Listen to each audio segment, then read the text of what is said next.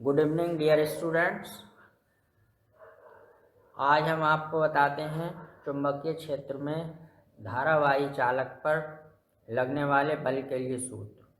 Force on A current carrying conductor in a magnetic field.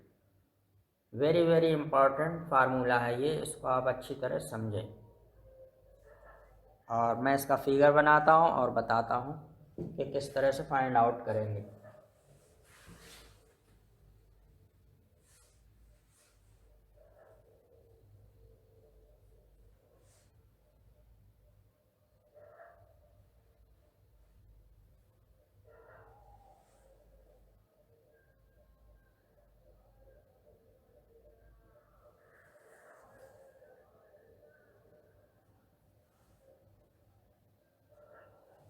ये हमने माना ये भी एक धारावाही चालक है, करंट कैरिंग कंडक्टर। इसमें फ्लो होने वाली करंट है आई। इसमें करंट कैसे फ्लो होगा?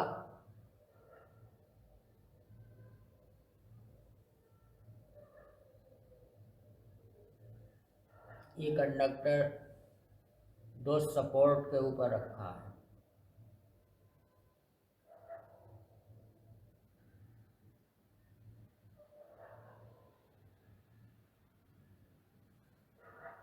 और इस कंडक्टर को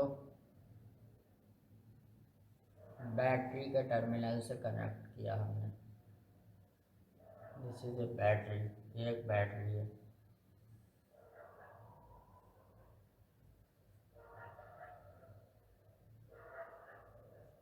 ये बैटरी है। बैटरी की को हमने दबाया इस कुंजी को, तो इस कंडक्टर में करंट फ्लो होने लगता है। और यहाँ हम ये मान लें कि डायरेक्शन ऑफ मैग्नेटिक फील्ड,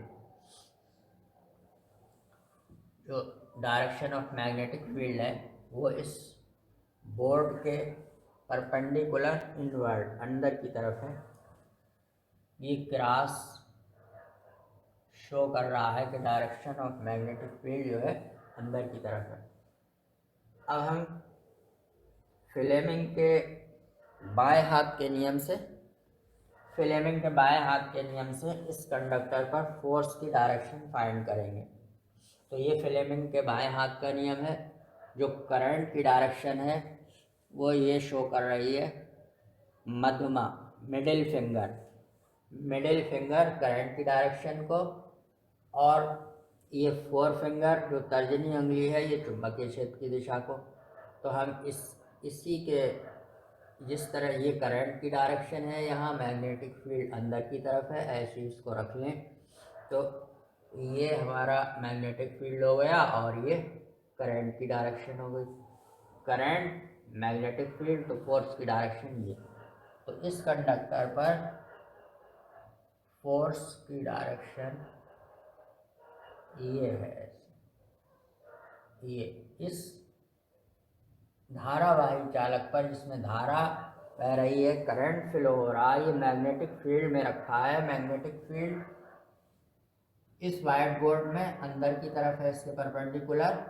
ये बैटरी कनेक्टेड है। तो अब ये कंडक्टर जो है इस पर फोर्स इस तरह से लगने लगा।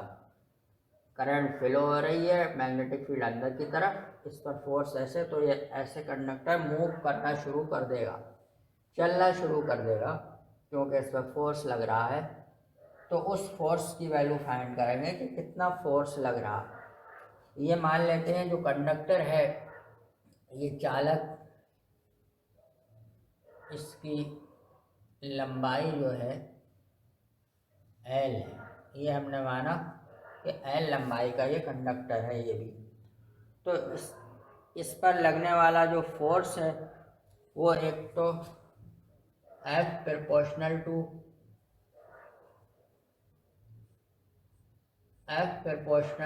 L के होता है। नंबर 1, जितनी इस चालक की ज़्यादा लंबाई होगी उतना ही इस पर ज़्यादा फोर्स अप्लाई होगा। और ये फोर्स जो इस कंडक्टर पर लग रहा है ये इंटेंसिटी ऑफ मैग्नेटिक फील्ड, चुंबकीय क्षेत्र की तीव्रता के प्रोपोर्शनल। जितना हाई स्ट्रेंथ का मैग्नेटिक फील्ड होगा उतना ही ज़्यादा फोर्स लगेगा। जितना शक्तिशाली चुंबकीय क्षेत्र उतना ही इस कंडक्टर पर ज़्यादा फोर्स लगता है। और ये फोर्स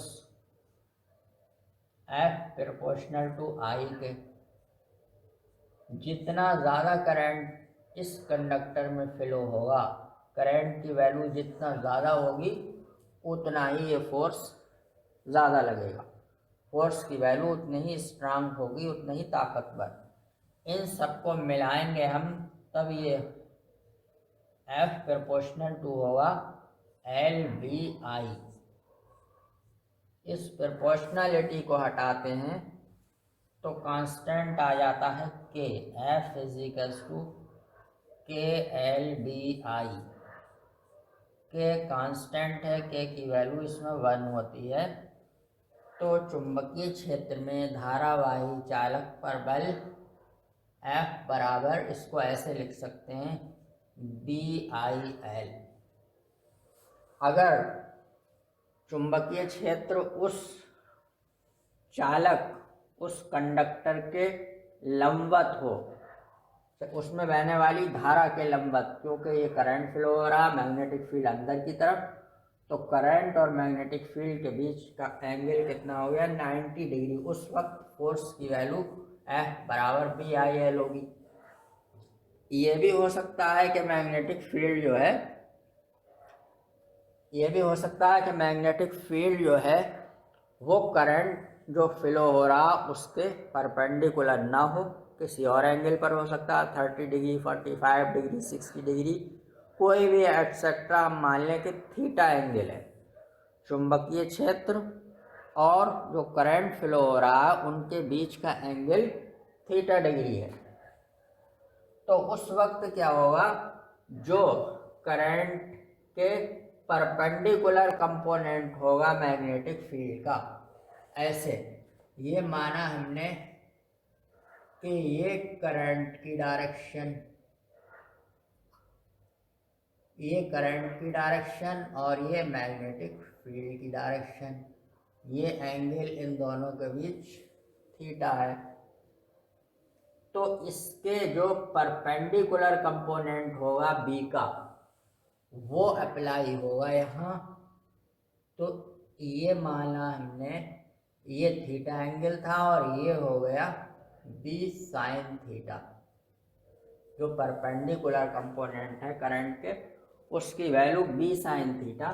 तो इस केस में कि जब एंगल 90 डिग्री ना हो, कोई भी और एंगल हो, तब ये फोर्स की वैल्यू होगी F equals to BIL sine theta. ये चुंबकीय क्षेत्र में धारावाही चालक पर लगने वाले बल का सूत्र है, F बराबर BIL sine theta. B magnetic field की तीव्रता, चुंबकीय क्षेत्र की तीव्रता, I चालक में बहने वाली धारा, L उस चालक की लंबाई है। अब एक चीज और फाइंड करते हैं। पूछा जाता है कि चुंबकीय क्षेत्र में गतिमान आवेश पर लगने वाले लॉरेंज बल का सूत्र ज्ञात कीजिए। बहुत बहुत इम्पॉर्टेंट, इसी से फाइंड कर सकते हैं लॉरेंज बल का सूत्र। अभी इसी से फाइंड करेंगे गतिमान आवेश पर लॉरेंज बल का सूत्र। तो इसमें जो F बराबर BIL साइन थीटा है, इसमें L की वैल्यू, L क्या है, लंबाई या दूरी है, ये बराबर होगी V इंटू टी के। बल्कि अगर हम कहें कि आवेश जो फ्लो हो रहा है, इसमें करंट फ्लो हो रही, आवेश फ्लो हो रहा, आवेश का फ्लो होना ही करंट है, तो Q इजिकल्स टू IT के होता है, IT। तो I की वैल्यू होगी Q अपान T, जहाँ Q आवेश है, चालक में बहने वाला आवेश। अच्छा, और T को हम लिख सकते हैं T बराबर,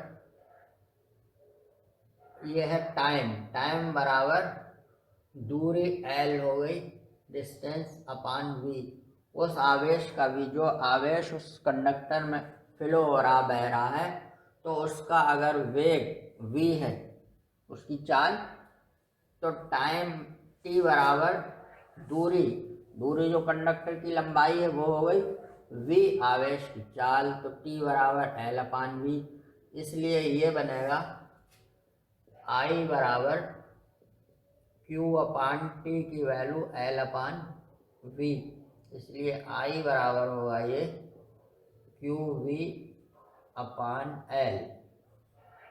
या हम कह सकते हैं IL बराबर QV। तो इस F बराबर BIL में F बराबर B, इस IL की वैल्यू ये हो गई QV इंटू ए साइन थीटा। तो हमारा बना ये F बराबर, इसको F बराबर QVB साइन थीटा। इसको ही कहते हैं लॉरेंज बल का सूत्र। चुंबकीय क्षेत्र में गतिमान आवेश, ये आवेश हो गया उस चालक में जो करंट फ्लो हो रहा। करंट फ्लो होने का मतलब आवेश Q बराबर IT होता है, किसी t टाइम में जो करंट फ्लो होता है उसको आवेश कहते हैं। तो इससे ही हमने फाइंड आउट किया F बराबर QVB साइन थीटा। ये कहलाता है चुंबकीय क्षेत्र में धारावाही चालक पर, चुंबकीय क्षेत्र में गतिमान आवेश पर लॉरेंज बल का सूत्र। ये सूत्र है लॉरेंज बल का सूत्र, बहुत पूछा जाता है। यहाँ लिख देते हैं लॉरेंज बल का सूत्र, लॉरेंज बल का सूत्र, वेरी इंपॉर्टेंट। अब हम आपको बताते हैं चुंबकीय क्षेत्र की तीव्रता का मात्रक, unit of intensity of magnetic field. ये हमने सूत्र कौन सा फाइंड किया? चुंबकीय क्षेत्र में धारावाही चालक पर, चुंबकीय क्षेत्र में धारावाही चालक पर, धारावाही चालक पर बल का सूत्र, बल का सूत्र क्या था? F बराबर BIL साइन थीटा।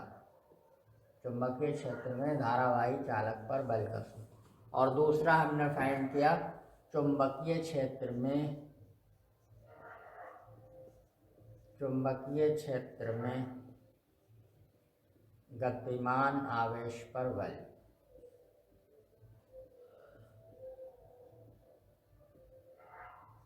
गतिमान आवेश पर बल। तो इसी धारावाही चालक पर बल से हमने फाइंड आउट किया F बराबर QVB साइन थीटा। इसको कहते हैं लॉरेंज बल, इसको लॉरेंज बल का सूत्र भी कहते हैं, लॉरेंज बल का सूत्र। अब हम आपको बताते हैं चुंबकीय क्षेत्र की तीव्रता का मात्रक।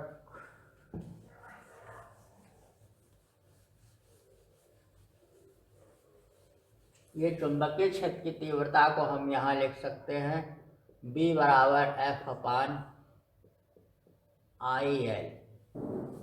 Sine theta. साइन थीटा का कोई मात्रक नहीं होगा।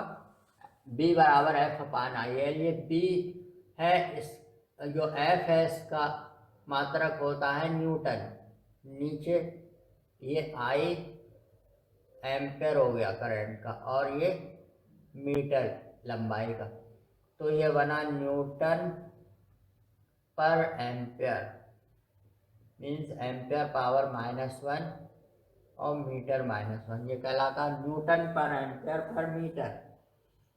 इसको हम मूल मात्रक में लिख सकते हैं, और इस न्यूटन पर एम्पेयर मीटर को टेस्ला भी कहते हैं। इसको ही कहते हैं टेस्ला, जिसे टी से लिखते हैं, टेस्ला टी से लिखा जाता है, टी से लिखते हैं। तो एक मात्रक तो इसका हो गया न्यूटन पर एम्पियर मीटर, जिसे टेस्ला कहते हैं, और इसका मात्रक बी का मात्रक वेबर पर मीटर स्क्वायर भी होता है, क्योंकि चुंबकीय फ्लक्स होता है phi is equals to B A, तो बी इज इक्वल्स टू होगा फाई अपान ए। तो फाई का मात्रक वेबर और नीचे क्षेत्रफल का मात्रक मीटर स्क्वायर, तो इसका मात्रक वेबर पर मीटर स्क्वायर भी होता है, चाहे लिखें वेबर पर मीटर स्क्वायर ऐसे। इसको भी, ये भी टेस्ला के बराबर भी हुआ ये। और इसका मात्रक होता है चुंबकीय क्षेत्र तीव्रता का मात्रक गॉस, छोटा मात्रक है गॉस। और ये 1 गॉस इज इक्वल टू, इसे जी से लिखते हैं, 1 जी इज इक्वल टू 10⁻⁻4 टेस्ला। एक गॉस 10⁻⁻4 टेस्ला के, या ये कहें 1 टेस्ला बराबर 10⁻4 गॉस, ये भी हो गया। और इसका ही मात्रक बी का मात्रक अगर व्युत्पन्न मात्रक में निकालें, जो किलोग्राम मीटर पर सेकंड ये सब में, वो भी निकल जाएगा। अब हम इसका निकालते हैं विमा, चुंबकीय क्षेत्र की विमा, चुंबकीय क्षेत्र बी की विमा।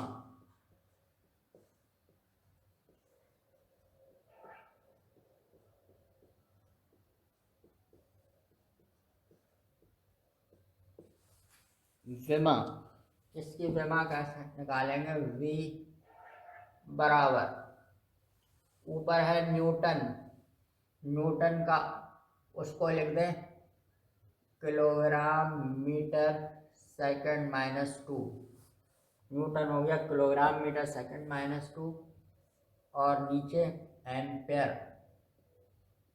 एम्पेयर मीटर है, तो मीटर तो कट गया, तो B बराबर किलोग्राम, इस एम्पेयर को ऊपर ले लें,